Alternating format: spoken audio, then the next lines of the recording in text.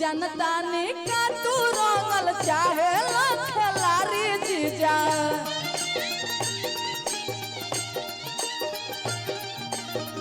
जनता ने का तू रंगल चाहे खिलाड़ी जीजा चाहे खिलाड़ी जीजा रंग न दे हवा अपन चीजा खिलाड़ी जीजा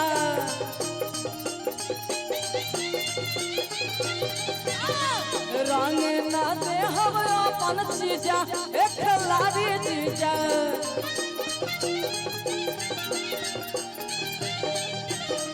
जनता ने का तू रंगल चाहे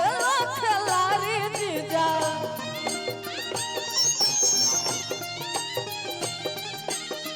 हेलो भैया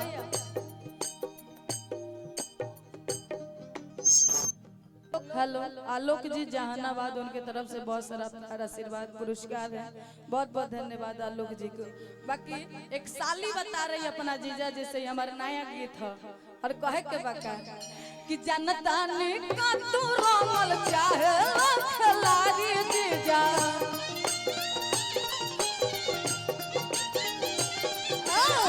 जनता ने का तू रंगल चाहे खिलाड़ी जीजा चाहे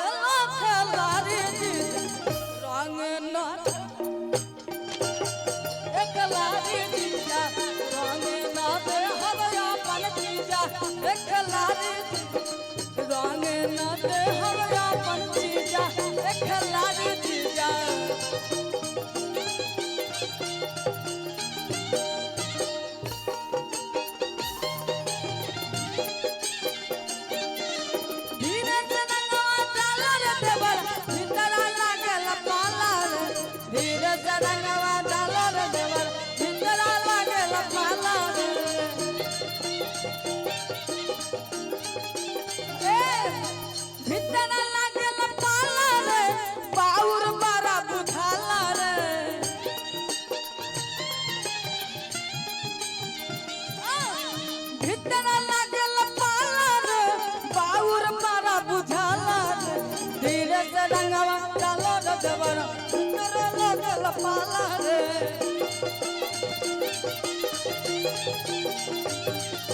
धीरे से रंगवा डालो रे देवरा भीतर लागल पाला रे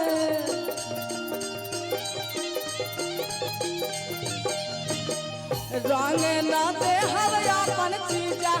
खिलाड़ी जीजा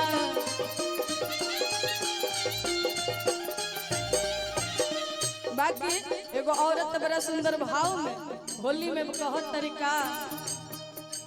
होलिया में नाइल पियावा हो लेके सूती लतकियावा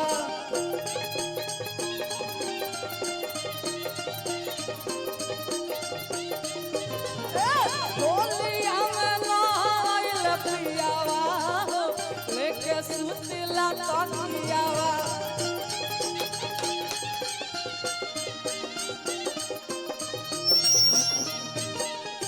सुतीला तकियावा लेके सुतीला तकियावा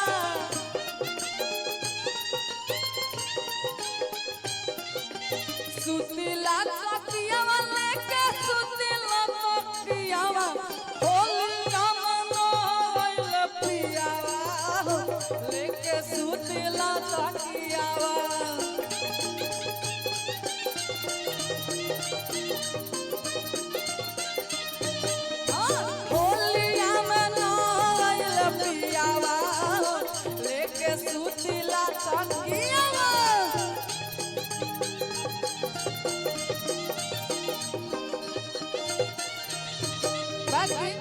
बड़ी सुंदर भाव में औरत बताओ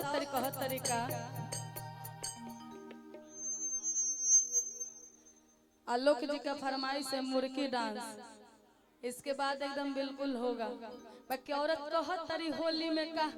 कल कल भतर बदलुआ सखी कल कल भतर बदलुआ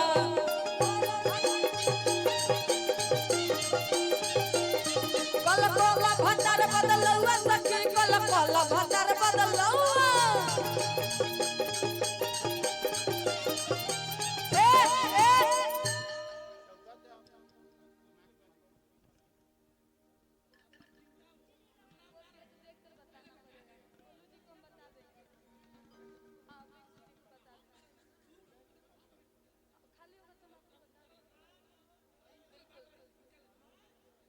हाँ बिल्कुल हम बताएंगे भैया, ठीक है।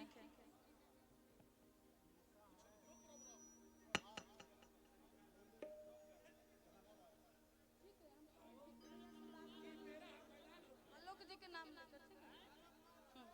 बाकी कहना है,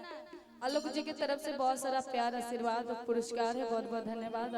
आलोक जी आपको। बाकी और कि कल कल भतर बदलौआ सखी, कल कल भतर बदलौआ। आगे बढ़ के न चाहिए चाह, न चाहिए कोई चाह, न चाहिए चाह, न चाहिए कोई चाह, न चाहिए हमके कलई चाह, न चाहिए हमके कलई चाह, न चाहिए हमके कलई चाह। कल कल भतर बदलौआ सखी, कल कल भतर बदलौआ, कल कल भतर बदलौआ सखी, कल कल भतर बदलौआ।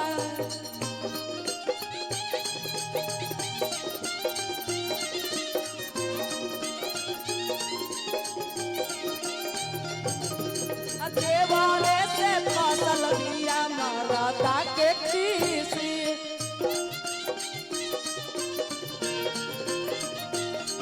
कल कल भतर बदलौआ सखी, कल कल भतर बदलौआ, कल कल भतर बदलौआ सखी, कल कल भतर बदलौआ, कल कल भतर बदलौआ सखी, कल कल भतर